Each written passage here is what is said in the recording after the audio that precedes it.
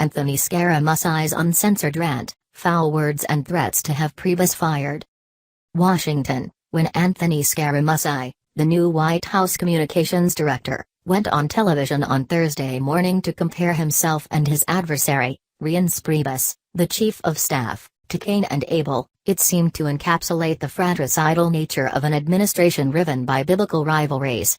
Cain, after all, killed Abel as they vied for God's favor. As it turned out, that was the cleaned-up version. In a vulgarity-laced telephone call with a New Yorker writer reported on the magazine's website on Thursday evening, Mr. Scaramucci railed against Mr. Priebus and Stephen K. Bannon, the president's chief strategist, both of whom opposed his hiring last week. He even vowed to get the chief of staff fired.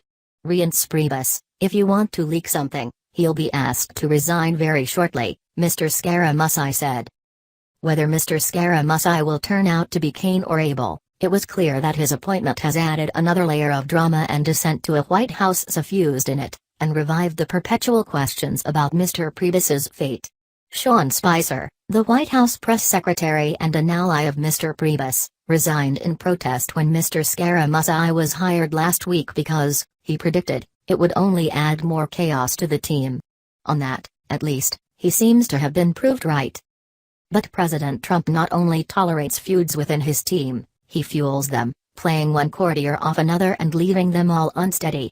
He chooses favorites and casts others aside, but even those decisions seem subject to change at any moody moment. And by several accounts, he personally encouraged Mr. Scaramucci's jihad against Mr. Priebus, once again subjecting his chief of staff to a ritualistic public clashing even as he considered pushing him out. Left to explain all this was Sarah Huckabee Sanders, the new White House press secretary. This is a White House that has lots of different perspectives because the president hires the very best people, she said gamely, before the New Yorker article posted, asserting that a healthy competition benefits Mr. Trump. With that competition, you usually get the best results. The president likes that kind of competition and encourages it. Continue reading the main story. Related coverage.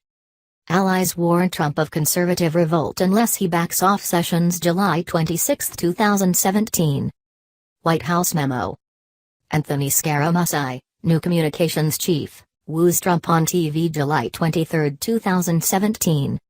Scaramucci calls for inquiry after leak of financial form July 27, 2017. Recent comments. Will Cal 16 minutes ago. The disclosure form, filed with the Export-Import Bank, where Mr. Scaramucci worked briefly before joining the White House. Will future. Scientist 16 minutes ago. From Wikipedia, Scaramucci, literally little skirmisher, also known as Scaramucci or Scaramucci, is a stock clown character of the Joe Sixpack 16 minutes ago. Gee, I already feel so much better with Scaramucci on the job. See all comments, write a comment. That kind of competition has exhausted even some of Mr. Trump's most loyal defenders.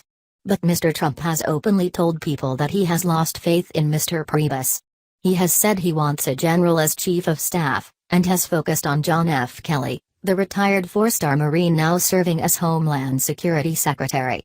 Many of his advisors, however, consider that a bad idea. Mr. Scaramucci made clear in his conversation with the New Yorker's Ryan Lizza that he is trying to push Mr. Priebus out. Reince is a fucking paranoid schizophrenic, a paranoiac, he said. Mr. Scaramucci complained that Mr. Priebus had prevented him from getting a job in the White House until now, saying he blocked Scaramucci for 6 months. In the same telephone call, Mr. Scaramucci disparaged Mr. Bannon. "I'm not Steve Bannon. I'm not trying to suck my own cock," he said. "I'm not trying to build my own brand on the president's coattails. I'm here to serve the country," he added. Mr. Priebus finds himself isolated inside the White House.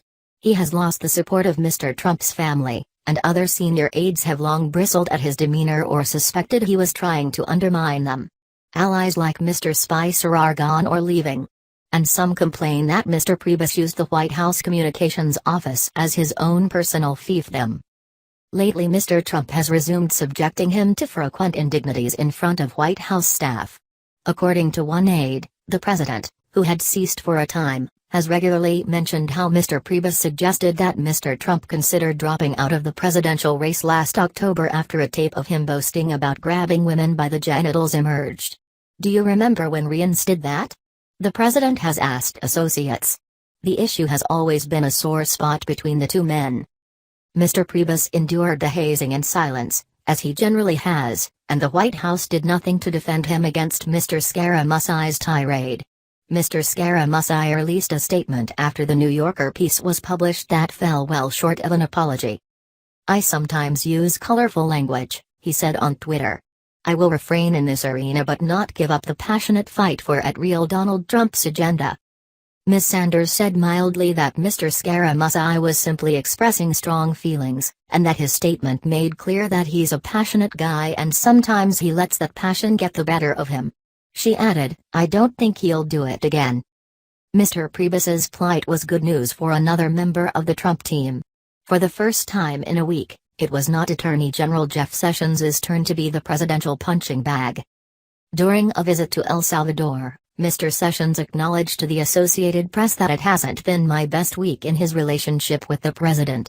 Speaking to Fox News, he added, "It's kind of hurtful, but the President of the United States is a strong leader. He is determined to move this country in the direction that he believes it needs to go to make it great again." So many figures inside Mr. Trump's orbit have been declared on their way out that it takes a scorecard to keep track. Aside from Mr. Priebus and Mr. Sessions, many wonder about the future of Lieutenant General H.R. McMaster, the National Security Advisor whose Afghanistan war plan was rejected by the president last week.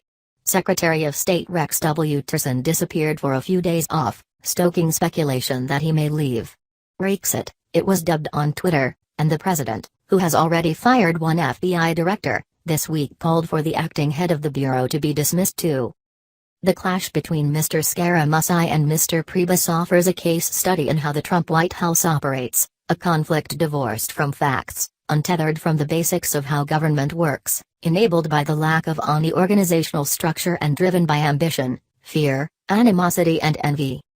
The genesis was a dinner hosted Wednesday night by Mr. Trump at the White House that included Mr. Scaramucci, Sean Hannity, and Kimberly Guilfoyle, the Fox News hosts, and Bill Shine, a former Fox executive. Ms. Guilfoyle told the president that Mr. Priebus was a problem and a leaker, someone who was not serving his agenda, according to a person briefed on the conversation. Mr. Scaramucci grew angry afterward that Mr. Liza had learned that the dinner was taking place and that Politico had obtained his government financial disclosure form. At that point, he called Mr. Liza, demanding to know his source, whom the reporter refused to divulge. "Okay, I'm going to fire every one of them, and then you haven't protected anybody, so the entire place will be fired over the next 2 weeks," Mr. Scaramucci replied. After hanging up, Mr. Scaramucci posted a message on Twitter asserting that the leak of his disclosure form was a felony and that he would seek an FBI investigation. He included Mr. Priebus's Twitter handle, a move that was interpreted as blaming the chief of staff. But it was no leak. The disclosure form is supposed to be made public under federal law and all Politico did was ask for it under normal procedures. Mr. Scaramucci deleted the tweet. But on Thursday morning, he called into CNN with Mr. Trump's encouragement, and threw down the gauntlet with Mr. Priebus on live television. "We have had odds. We have had differences," Mr. Scaramucci said on CNN. "When I said we were brothers from the podium, that's because we're rough on each other. Some brothers are like Cain and Abel. Other brothers can fight with each other and get along. I don't know if this is reparable or not. That will be up to the president." Some of Mr. Trump's supporters said Mr. Scaramucci was causing more harm than good. "I would say right now that he's being more pugnacious than effective," Newt Gingrich, the former House Speaker, told the radio host Laura Ingraham. "I think he ought to slow down a little bit and learn what he's doing."